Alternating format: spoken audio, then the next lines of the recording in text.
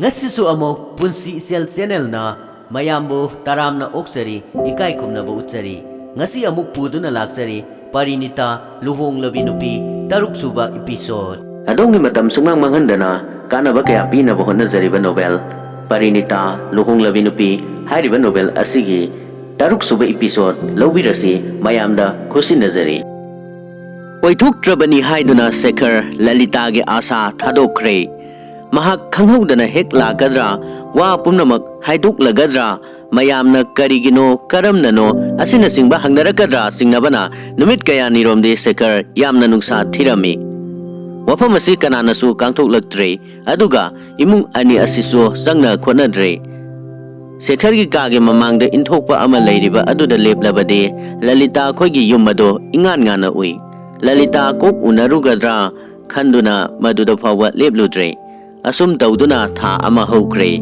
mahakso ningai dana leire Shekhar na khalli nupi haiba zat asidi mahausa na ikai thi aduna wafam ase masana di kaidongaida kangthoklaklaroi mana taba lei nupi di thabak phakai rabasu machin di phakai bangamoi haibadi nupi di mapuk yamna cheli puknung da leiba wa pangna haidokande masi mana kanna thajai masida nungaiduna isorgi kutsem amasung budibu thagatli adubu tangtana ingba yadribase karinano nungsa thipam karisu leitre nungaiba iya yadribasina karinano Lalitabu wa amata ngangaroidra atopa nupa amada thajarabasu luhongkhre mapurobagi mayumda chatkhre khalapauba manung mapal fauna mayama sakhalaklibase karigino Sandhyada koibadi koithokte magi yumdagi tumthokliba aduda hangat handa chatpade adum tauri adubo asom thangba imungi mi ama phauba ude nomatangde anakali karigino amagi thoklaklami Shekhar na kausira kaunusira khallingaida adum ukhidre Shekhar na khalli makhoi lambi thingjinduna laipal dakhaliba siga artha anakali pisak asisu khanglamale tha amasu haukhre wari asum sarambadagi noma Bhubaneswari na Lalita bunang khak ulaktrabara haiduna Shekhar da hangi Shekhar na ude karigino haiduna hangi Bhubaneswari ngarang yum thakta uduna kawe nupi masa se kainu ma tawkre anabagi sak male mamaya do ichap chapsin kre hanugi dongna tawkre kanana mabu sahi 13 gi leisabini haigani mamitta horakpa pigi irado taitholaga amu hai setliba mapi aduna kaya motkre masindasu phole nangi fi leitrabara hangbadasu lei hai adubu thajade magi mamana thonba fi amatasu setri aitana thonbani tha taruk taret ase karimata pidrabani fizina pi taithoi Bhubaneswari na Lalita bo apupu masagum nungsijabani Shekhar maikai amaromda onthoktuna wa ngangdana lei ngahak leiraga Bhubaneswari amu hairai aingonda natana mana kanadasu karigumba mata nijaba ngamdabani matam chadana lamlabasu mayumda haijaba ngamde aigi tung koyin ninduna lei masak yenglaga aitana khangi masiman khrak kangduna koichat chatlamba yai kanana su khangbiroi khanglaba phawba kaubiroi hangbiroi mana aibu ima kaubada nate mama muk nungsibani kauba ngamdreda ima di Shekhar mama romda mamai onsilakpa ngamde hana olamba adomda adum onduna lei mama da hai adudi ma magi kari awatpa leibage kauduna muktang hangbiyodana Bhubaneswari chathok chasingi lambisu thingjinbire aisu maya se haigatuna mangonda pot piba chatpa ngamaroi nangi pabungna handak tawriba thaba ase kaya sumdabani chumdaba phananaba honasi hairabasu haujikti yadre makhoi bu pumtong tongana thamgrabanina aduga amaromdade masi phanabu pariye girinse makhoi gade yamna sanabadai do mangonda leirabade angangse nungai jaruni lakliba tha asida lohongani haina tai Shekhar mamai leisilakuna hai handaki lakliba tha asida honggadoriba Bhubaneswari hoi adum taine Shekhar makha takhidre Bhubaneswari Lalita na haibubu makhoi gi mamado masa yam phatre hai phabam su thoktre da paisa su leitre mathwai su nungaitre makhoi gi munga sisu kapna launa duna tamak lei ngahak ingna leite Shekhar wangang dana adum tai ngahak leiraga mama chatkhre ma su phamung da sangduna hip khare makhoi gi lambi do yamna khui gari ani thainaba chande ꯒꯥꯔꯤ ꯑꯃ ꯅꯥꯀꯜ ꯑꯃꯗ ꯅꯞꯇꯨꯅ ꯏꯟꯊꯣꯛꯇꯨꯅ ꯊꯝꯗ꯭ꯔꯕꯗꯤ ꯒꯥꯔꯤ ꯑꯃ ꯆꯠꯄ ꯌꯥꯗꯦ ꯅꯨꯃꯤꯠ 10ꯅꯤꯃꯨꯛꯀꯤ ꯃꯇꯨꯡꯗ ꯅꯣꯡꯃ ꯁꯦꯈꯔꯒꯤ ꯑꯣꯐꯤꯁꯀꯤ ꯒꯥꯔꯤ ꯑꯗꯣ ꯒꯨꯔꯨꯆꯔꯟꯒꯤ ꯌꯨꯝꯒꯤ ꯃꯃꯥꯡꯃꯛꯇꯗ ꯆꯠꯄ ꯌꯥꯗꯗꯨꯅ ꯄꯟꯗꯨꯅ ꯂꯩꯔꯦ ꯁꯦꯈꯔꯅ ꯑꯣꯐꯤꯁꯇꯒꯤ ꯍꯜꯂꯛꯄꯗ ꯒꯥꯔꯤꯗꯒꯤ ꯀꯨꯝꯊꯗꯨꯅ ꯍꯪꯕꯗ ꯗꯥꯛꯇꯔꯒꯤ ꯒꯥꯔꯤꯅꯤ ꯍꯥꯏꯔꯦ ꯅꯨꯃꯤꯠ ꯈꯔꯒꯤ ꯃꯃꯥꯡꯗ ꯒꯨꯔꯨꯆꯔꯟ ꯃꯁꯥ ꯐꯠꯇ꯭ꯔꯦ ꯍꯥꯏꯕꯁꯤ ꯃꯃꯥꯗꯒꯤ ꯁꯦꯈꯔ ꯇꯥꯏ ꯃꯗꯨꯒꯤ ꯑꯣꯏꯕ ꯇꯥꯔꯦ ꯍꯥꯏꯗꯨꯅ ꯁꯦꯈꯔ ꯃꯌꯨꯝ ꯆꯪꯗꯅ ꯒꯨꯔꯨꯆꯔꯟꯒꯤ ꯀꯥ ꯇꯥꯟꯅ ꯆꯠꯈ꯭ꯔꯦ ꯒꯨꯔꯨꯆꯔꯟꯗꯤ ꯑꯁꯤꯕꯒ ꯄꯥꯡꯈꯛ ꯑꯣꯏꯅ ꯐꯃꯨꯡꯗ ꯇꯥꯗꯨꯅ ꯂꯩꯔꯝꯃꯤ ꯅꯥꯀꯜ ꯑꯃꯗ ꯂꯂꯤꯇꯥꯒ ꯒꯤꯔꯤꯟꯒ ꯆꯤꯝꯕꯥꯟ ꯈ꯭ꯔꯛ ꯈ꯭ꯔꯛ ꯀꯪꯗꯨꯅ ꯐꯝꯂꯝꯃꯤ ꯃꯥꯡꯗ ꯆꯧꯀꯤꯗ ꯐꯝꯗꯨꯅ ꯗꯥꯛꯇꯔ ꯑꯅꯥꯕ ꯃꯑꯣꯡ ꯌꯦꯡꯂꯝꯃꯤ ꯒꯨꯔꯨꯆꯔꯟꯅ ꯈꯣꯟꯖꯦꯜ ꯊꯣꯛꯇꯅ ꯁꯦꯈꯔꯕꯨ ꯐꯝꯃꯨ ꯍꯥꯏ ꯂꯂꯤꯇꯥ ꯃꯀꯣꯛꯇꯒꯤ ꯐꯤ ꯑꯗꯣ ꯈꯔꯒ ꯆꯤꯡꯈꯠꯇꯨꯅ ꯃꯥꯏ ꯂꯩꯊꯣꯛꯇꯨꯅ ꯐꯝꯃꯤ ꯗꯥꯛꯇꯔ ꯑꯗꯨ ꯂꯩꯀꯥꯏ ꯑꯗꯨꯗ ꯂꯩꯕ ꯃꯤꯅꯤ ꯁꯦꯈꯔꯕꯨ ꯈꯪꯉꯤ ꯑꯅꯥꯕ ꯌꯦꯡꯗꯨꯅ ꯍꯤꯗꯥꯛ ꯇꯥꯛꯂꯝꯂꯒ ꯃꯄꯥꯟꯗ ꯁꯦꯈꯔꯒ ꯐꯝꯃꯤꯟꯅꯔꯨꯔꯦ ꯒꯤꯔꯤꯟꯁꯨ ꯏꯟꯅꯔꯛꯇꯨꯅ ꯗꯥꯛꯇꯔꯗ ꯄꯩꯁꯥ ꯄꯤꯔꯩ ꯆꯠꯂꯝꯗꯥꯏꯗ ꯗꯥꯛꯇꯔꯅ ꯍꯥꯏꯔꯝꯃꯤ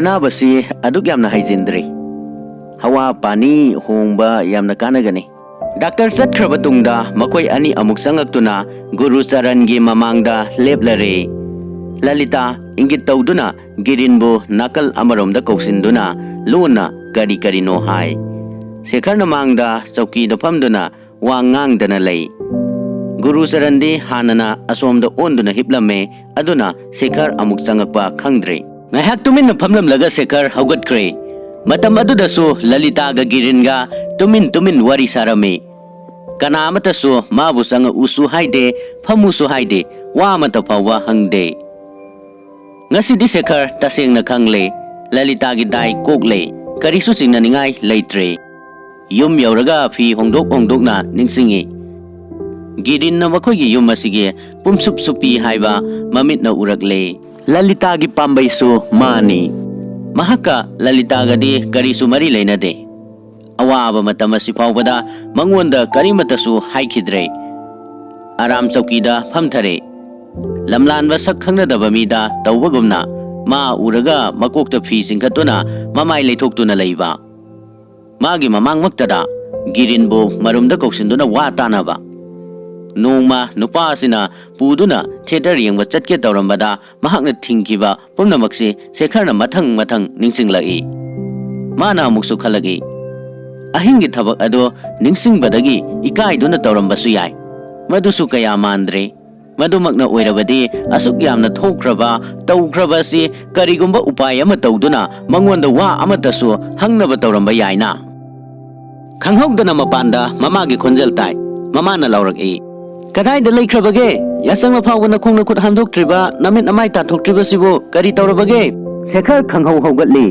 ꯃꯃꯥꯏ ꯎꯈꯤꯗꯅꯕ ꯂꯩꯊꯣꯛꯇꯨꯅ ꯇꯐꯤꯡꯅ ꯃꯈꯥꯗ ꯀꯨꯝꯊꯈ꯭ꯔꯦ ꯊꯥ ꯑꯅꯤꯁꯤꯒꯤ ꯃꯅꯨꯡꯗ ꯁꯦꯈꯔꯅ ꯃꯋꯣꯜ ꯈꯜꯂꯛꯂꯤꯕ ꯋꯥꯈꯜꯁꯦ ꯑꯣꯟꯊꯣꯛꯅ ꯌꯥꯝꯈ꯭ꯔꯦ ꯑꯗꯨꯒ ꯋꯥꯐꯝ ꯑꯃꯗꯤ ꯏꯁꯣꯛ ꯁꯣꯛꯇꯦ ꯊꯥꯡꯒꯩ ꯁꯦꯡꯕ ꯀꯅꯥꯒꯤ ꯃꯔꯥꯟꯅꯣ ꯍꯥꯏꯕꯗꯤ ꯀꯔꯤꯒꯨꯝꯕꯗꯁꯨ ꯈꯜꯂꯨꯕ ꯇꯧꯗꯦ ꯊꯤꯕꯁꯨ ꯇꯧꯗꯦ ꯂꯂꯤꯇꯥꯗ ꯑꯁꯥ ꯑꯃ ꯄꯤꯔꯨꯕ ꯂꯩꯇꯦ ꯀꯔꯤꯒꯨꯝꯕ ꯅꯨꯡꯉꯥꯏꯍꯟꯕ ꯋꯥꯍꯩ ꯑꯃꯇꯪ ꯇꯥꯍꯟꯈꯤꯕꯁꯨ ꯇꯧꯗꯦ ꯑꯗꯨꯒ ꯀꯔꯤꯒꯨꯝꯕ ꯄꯥꯝꯂꯕꯁꯨ ꯃꯉꯣꯟꯗ ꯋꯥ ꯑꯃꯇꯪ ꯍꯥꯏꯖꯔꯕ ꯌꯥꯅꯕ ꯇꯥꯟꯖꯥꯁꯨ ꯄꯤꯗꯦ ꯃꯌꯥꯝ ꯈꯪꯅꯔꯒꯅꯤ ꯑꯗꯨꯒ ꯃꯉꯣꯟꯗ ꯀꯔꯤꯒꯨꯝꯕ ꯑꯃ ꯇꯥꯍꯜꯂꯕꯁꯨ ꯌꯥꯏ ꯍꯥꯏꯕꯒꯤ ꯀꯤꯕꯅ ꯃꯊꯟꯇ ꯎ ꯇꯤꯡꯕꯒꯨꯝ ꯂꯩꯔꯤ ꯃꯔꯥꯜ ꯄꯨꯝꯅꯃꯛ ꯂꯂꯤꯇꯥꯗ ꯂꯪꯁꯤꯜꯂꯒ ꯃꯥꯅ ꯕꯤꯆꯥꯔ ꯇꯧꯔꯤ ꯀꯂꯛꯄꯁꯨ ꯌꯥꯎꯏ ꯁꯥꯎꯅꯤꯡꯕꯁꯨ ꯌꯥꯎꯏ ꯊꯣꯛꯏꯕ ꯆꯥꯎꯊꯣꯛꯄꯁꯨ ꯌꯥꯎꯏ ꯃꯌꯥꯝ ꯑꯁꯤꯅ ꯃꯊꯟꯇ ꯆꯥꯛꯆꯔꯤ ꯁꯪꯁꯥꯔꯗ ꯂꯩꯕ ꯅꯨꯄꯥ ꯍꯥꯏꯕ ꯖꯥꯠ ꯑꯁꯦ ꯑꯁꯨꯝ ꯇꯧꯗꯨꯅ ꯃꯁꯥꯅ ꯆꯨꯈꯠꯆꯕ ꯃꯅꯨꯡꯗ ꯆꯥꯛꯆꯔꯤꯕꯣꯔꯦ ꯉꯧꯖꯔꯤꯕꯣꯔꯦ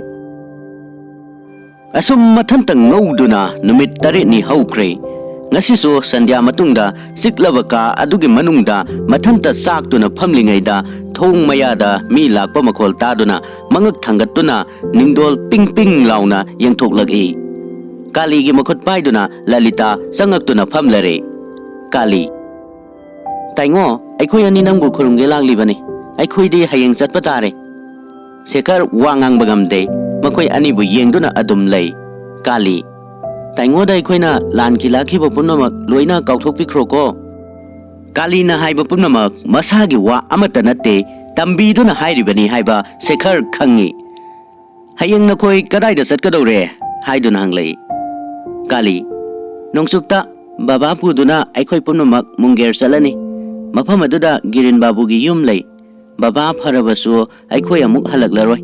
Doctor na laibak asigi hawaga babagi haksanga sunadi hai. Shekhar, babagi haksang di haujik makti kamdauri. Khara phare hairaga Fiji da yomlamba phi jora khara puthokduna Kali na hai. Taingo khoigi imana leibi dibani se.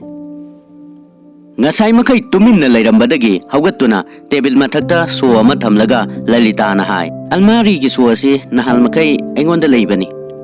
Nokpet tawduna paisa di yaudrabani aina loina chana thokre. Shekhar wangang dana lei. Kali ina masalasi mamsilaklei. Lalita na karino ma haige tawringaida Shekhar na phingna hairage. Kali makhadagi pan matap amanida lauruba. Lalita na Kali gi makhut paisil laga hai. Nang phamjaho ai lauruge. Hairam laga kumthakare. Ngahak leiraga pana purakduna Kali gi makhut tapiduna Shekhar da pihalle. Pana lauraga Shekhar tuminna leire. Aikoi chale hairaga Kali Shekhar gi manak changsinduna khurumle. Lalita na mana hana leplamba mafam aduda leipak sokna khurumlaga makhoi animak chatkhre. Shekhar di apapata achop arim gi wakhanda kusu taiphet taina samamna duna leihore. Mahakti masa laktuna haigadoba hairamlaga amuk halaktabagi babta bidai lauduna chatkre. Shekhar di karisu haihodre. Magide hainingai karimata leitabadawna tokhore. Shekhar bu wa hudop haloidobagi Lalita na Kali bu puraklibani. Mana tawriba siso Shekhar khangi. Haujikti masa pumnamak phung phung laure. Makok su ngaure. Pamung jangduna hipkhre.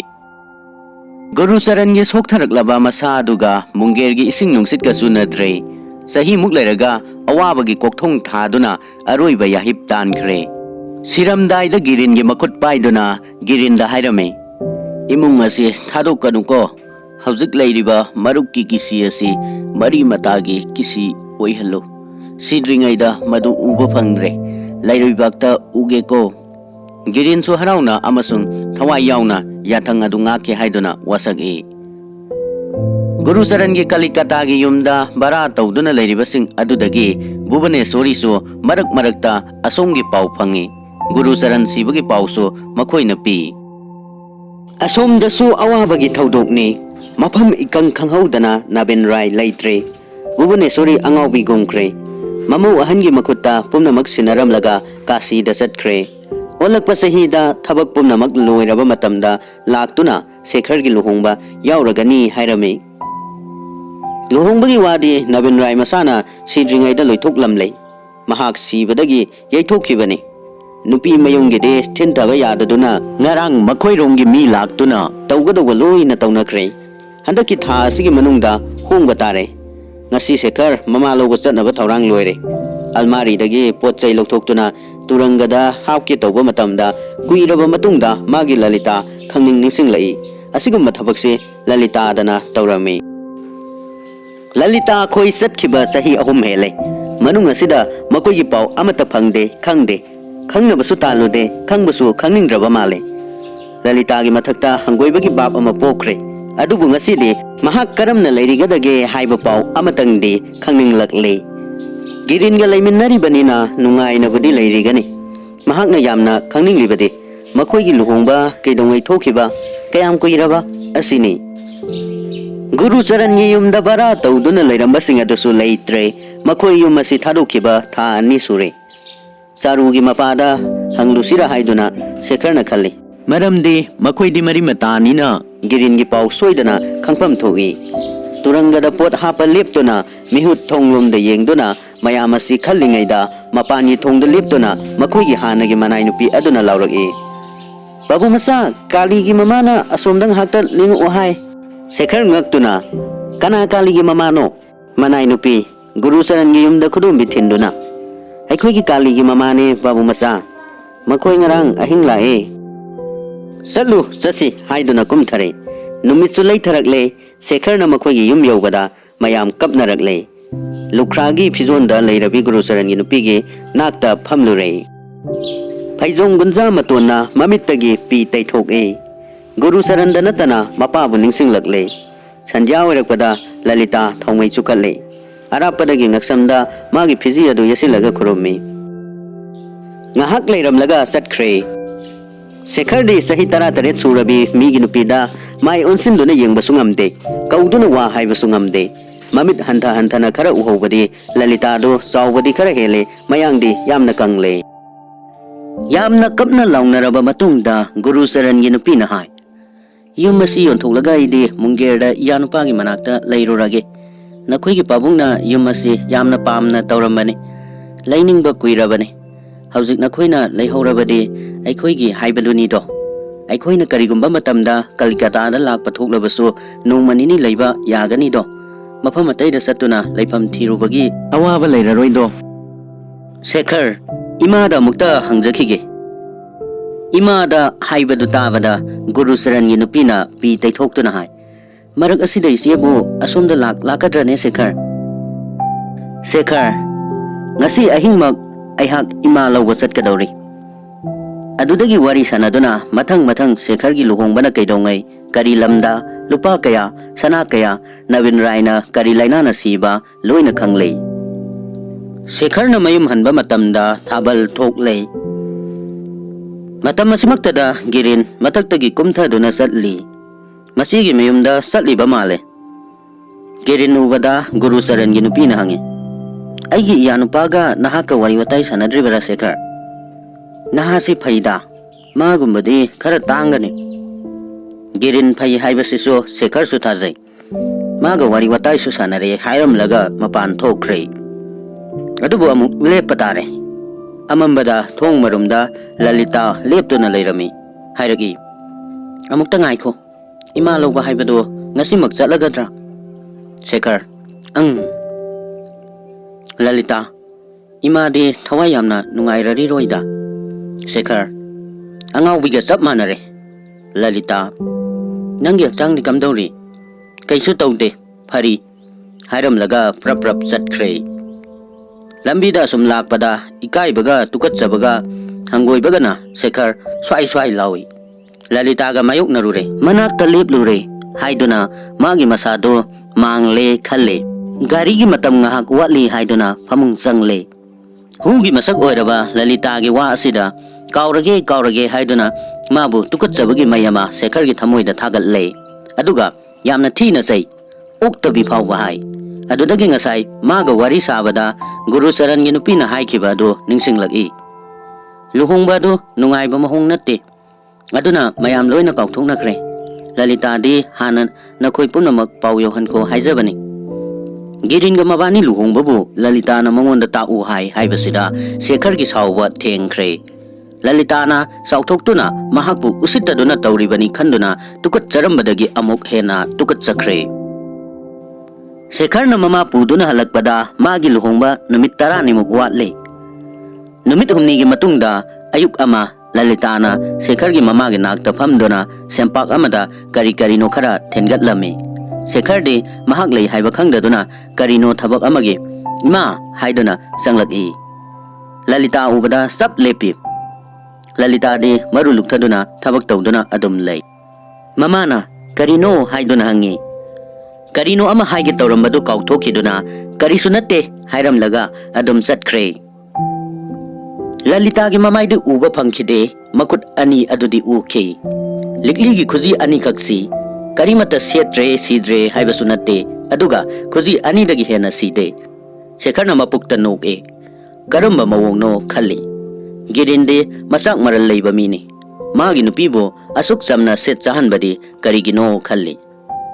Numit adugi sanjada Shekhar yamna taping na makhada kumtharaklami. Lalita so siriduda kakhatlami. Lalita na yamna sonthangna na hai. Wa matang haigadawa laye.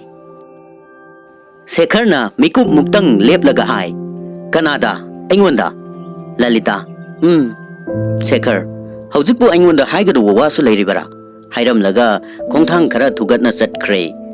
Ngahaktan ikai nungsi yana duna leplamlaga nungsa sor sang na honduna Lalita so chatkre. Mathangi ayukta magi mapangi kada Shekhar khabar paduna leiringaida Girin changakpa ubada ma pungak ngaki. Namaskar tawraga Girin nakta leiba chauki ama singsinduna phammi. Namaskar oklaga khabar se adu inthok kari haiga dawribano haiduna Girin da yengduna lei. Makhoi ani sakki makai de khangnaraga wari watai de amukta saminakhidri. Girin na magi wa haudoklagi. Karigumba tangai fadaba amagi ngahaktang otchaba tare. Aikhoigi inemboki pukningsu khangbire. Yum asi babu khoida yolage hairi. Aibu salu haiduna laksaribani. Thabak asi khara thuna loithoglaga tha asigi manungda mungerda hankinaba amatang yengbiu haijaragi. Girin gi masak ubada Shekhar khoida usaugatpana magi wa ado karimata taningde yamna tanna khummi. Haujikti baba leitrabanina aikhoigi tadana thabak pumnamak silli. Aduna wa asi tadada haibibana phagani. Girin Aikhoi sumadu khangje adubu babuna haibibana phagadra haiduna tawjabane. Shekhar imung adugisu adumna loina sinbiribanina yumbu oina adunga thengabibana hena phagani. Girin aiga ngangnadaba yade hairabasu ngangnajage. Ngarang mana haibadi Shekhar babuna pukning khajitang sangbirabadi thabaksi yamna thuna loisinba yagani hai. Monda ngaduna lerambadagi tingkhattuna phamlaga hairagi. Kamdauba kanana haiba. Shekhar pungak ngakre. Ngangnariba wa asi mangonda mangdongna thokre. Ngahak Girin bo munna yenglaga hai. Girin babu manama haibasibu kanano ne. Girin Lalita nima. Shekhar babu bu Lalita lobiba nadrane. Luhonglaba ne. Girin kadaidagi aina lawjabadi kali ni. Luhongbadi kali gani. Shekhar Kali luhongbagi wasidi takhidrina. Girin haibiribadu sumi hana tawnaba wa natte. Siramdaida Guru Charan babuna masi aingonda takpirame. Aihak sumahaki yathang arembada tahanjaroi haiduna wasakhi. Aduga Guru Charan babu leitraba matungda Lalita masana haiduna khangjabani. Madi luhonglabi nupini. Mapuroibasu sidri leiri. Masi kanana su khangde thajabasu thajade. Aide mahakna haiba punamak loina thajai. Babu su khangbiribadu mangai. Nupide anirak hana luhongba yade. Shekhar gi mamittagi pi tarang chentharakle. Pi adu thingba ngamdabane. Sanana kaple. Mamaidama ikaire. Nupa mamanaba amagi mangda asiguma wafam asida kappasi ikaiba yaba makni. Girin su Shekhar gi matau ado wangangdana adom yenglaga mana nahal makai singnaduna leramba wafam ama sengna khangle Lalita gi mapuroiba masak khangle. Pi taithoktuna Shekhar na hai. Babu de Lalita bu nungsibibara. Wahang aduda Girin kaya nungaitaba mali. Adubo ngahak leraga momondoktuna hai. Madu khalluba kanade. Phana nungsirabasu khangna tana kanasu migi luhonglabi nupi launade. Kanade Guru Zongi wa kaya ngangjaningde. Asi hairaga nuktuna haugalle. Amuk hairagi. Ngasi disasarage kona amuk unasi haiduna namaskar tawraga chatkre. Nahal makai Shekhar na Girin bo yamna tathirami. Tathirambadagi mamaidadi tukatcharabani. Ngasidi mahak hek chatkhibaga mana chatkhiba maikairomda onduna leipak sokna khurumi. Wangangdana mi amana masagi oijaba kadai phawba thadokpa ngambage aduga nokna kaya kanba wasak ngakpa ngambage haibado ihan hanba ngasida uri. Numit taramdaida Bhubaneswari na magi kada phamduna Lalitaga fi ahanba mayam marol tuptuna lonkhalingaida Shekhar sangaktuna mamagi phamungda phammare. Ngasidi Lalita ubada hekta chenbadu chendre. Bhubaneswari na karino haiduna hangi. Shekhar khumde fi thuptuna pairibado ngahak tuminna yenglaga hai. Kari tawribano ima aside. Bhubaneswari fi singasi kana da pigadage khalibani. Lalita da kharaga laikhiba tari malene Lalita. Lalita mangakta manomi khumde. Shekhar momonoktuna hai. Luhongbasi tuklabadi kamdawbai ma. Bhubaneswari na noktuna hai. Hoi nangna hongaroi haibadi ngamidana. Shekhar amuksu noktuna hai. Tokpada tagadawri malene ma. Bhubaneswari suktana hai. Kari wano ne? Adum haiba hongnadi. Shekhar nahal makai haidabani. Hajikti haidaba yaraktre. Tuminna sum leirabadi pap yamna sawba tare. Bhubaneswari bap tadaduna tingak yengduna leire. Shekhar, nasana lankhiba kaya imana ngakpikrabani. Handaki sidanga ngakpiyo ima. Luhongbasi ay ngamjararoi. Masagi wangang amasung maifam ubada Bhubaneswari sanana nungsa thire. Masi uhandana hai. Hoine, aduda tare dana. Nang chatkro, aibu olanu. Aigi thabak yamkre. Shekhar sakpa manjinduna amukso hai. Ima, aidi tasengna hairibasini luhongba ngamoi. Bhubaneswari, karino asibo? Angang sanabarane. Shekhar, angang sanaba natabaduna hairibasini. Bhubaneswari, nungsa thibaga sawbaga yanare. Amuk hai. Kaidorabage Shekhar, amukta bap tana hayu. Nangi phaireng tureng taningdre. Shekhar, nong mahayge ima. Bhubaneswari, kari nong mahayge haiba. Adudagi pi mayam ado nakalamada inthoktu na thamlaga fare adudi ngasi magaibu kasida thilu ai na khoi gi maraga sida ahing ama phawa lainingdre. Shekhar maru luktaduna laikre. Bhubaneswari, fare hongda nupana hongoi harabanina mamani haiduna aina namduna hongan bangamde dana nakhoina nungai gadu yengduna tawro pitlingai dagu isani chaurabadi isani haiduna aikhoina ningba aikhoina pamba taw haiba yaba natre. Aduga aina chatpada Lalita su yaugani hairi. Masimatanga thajanaba amatang sinbiramlabadi nungaigadawani. Shekhar noktuna hai. Mahadi imana puduna chatkharga kanada thajarugani haibage. Magidi imana haibana loirabani. Masana nokpadu ubada Bhubaneswari kitang nungai. Lalita yenglaga hai. Mana hairibasi nang tabara. Nang budi aina puningba mafamda pubayai hairine. Nanigi wakaka tararoidra. Magi wa laudrabasu yarabara. Lalita khumde. Shekhar gi wangang aduda yamna chingnare. Shekhar, makhoi gi maneda takpining labasu takpiyu. Aduga magi maramdadi imana haibana loire. Madu adum oiragadobani. Aina khanbadi masini. Imana puge hairiba mi aduna khanbasu masini. Misak ado namaune. Asi hairaga maru luktaduna laikre. Bhubaneswari nungai basu nungai ngakpasu ngaki. Shekhar bu munna yenglaga hai. Kari, mabu ahi kari, mabu aigi kari thokpa. Shekhar mamai haigat pangamde. Luktaduna adum leiduna sonthangna na hai. Aina huzu haikribaduni ima. Ngasigi wa natte, sahi mari helabani. Ima di magi su mamani. Ai khangdre, mangonda hangbiyu, mana sengna haijarakani. Shekhar na asi hek haibada Lalitana magi phizi ado mangak samda yachinduna mama khurumge tawraki. Shekhar su sangsinduna magi manakta leplure. Makhoi ani pula mamagi makhong sokna khurumlaga Shekhar tuminna mapan thokre. Bhubaneswari nungaibana loire. Mami tapi tarang sele. Mahakti Lalitabu tasing namak nungsijabani. Upudagi magi laiteng likol pumnamak lauthok uduna sejinbire sijinbire. Mapi marol setpi na wa pumnamak hangduna sitna khangdok le aduga mathanta soli. Asinani dana girinna kali luhongkribade. Bhubaneswari Lalita gi makok nanbiduna bor pire. Punsiu ko phamamu ai Abinashta luhongpam hongle haiduna amukta ta ukhige hairamlaga noktuna masanupa ahangi karomda chatkre. Asumna nungairaba ras ama piramlaga novel asi loisinkhre. Parinita luhong labi nupi hairiba novel asigi episode hawbadagi loiba phawba tabi khiba khudingmakpo hainingai letana thagatpa phongdoksari. Novel asi nungai birabadi natragana pothabagi mikuk khara phangbi haina khanbiragadi like namsin biramo loinana share subscribe comment singbasu toksin biramo.